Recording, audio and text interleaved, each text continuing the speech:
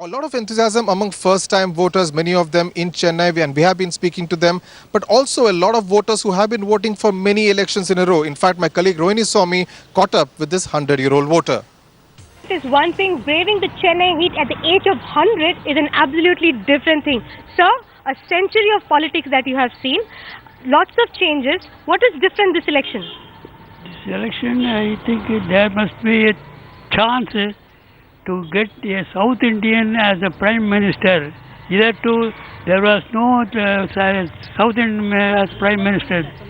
As far as I know, to my years age, there was no Prime Minister added to the New Delhi. Now, a South Minister, nobody.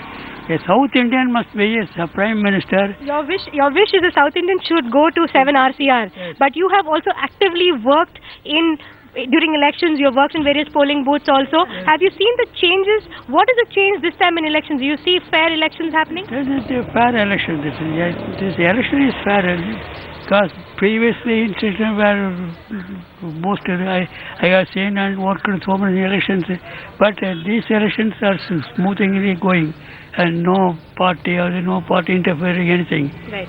So, but I have to also ask you, the Prime Ministerial candidates which largely are running, Narendra Modi from the BJP, Rahul Gandhi from the Congress and Arvind Kejriwal from Aam Aadmi Party. What is your opinion about these Prime Ministerial candidates? Because Narendra Modi is elder than Rahul, so there may be some change in the government. You are elder than all of them. What is your advice to them?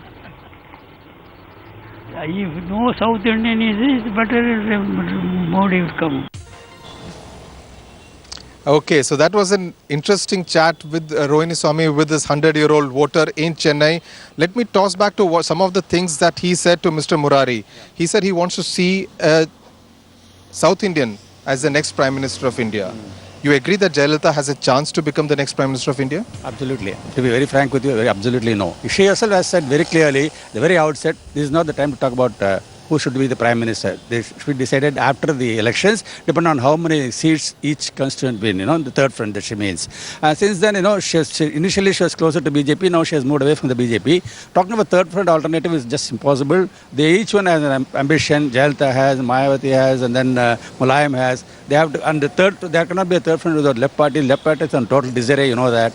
And more than she herself has kind of snapped ties with the left parties, at least not an alliance. Because Modi said this is a cover for Congress. Only after that she snapped ties with it. Until then she had a tacit understanding with Modi. Even now, because he started attacking her model and said they were fighting with each other and not neglecting the state, DMK and the ADMK, that she started attacking back. Otherwise, she was a soft corner for Modi. Mr. Murari, talking about Karunanidhi, I see him almost like a tragic figure. His two sons fighting with each other. He had to make a choice, expel Aragiri from the party.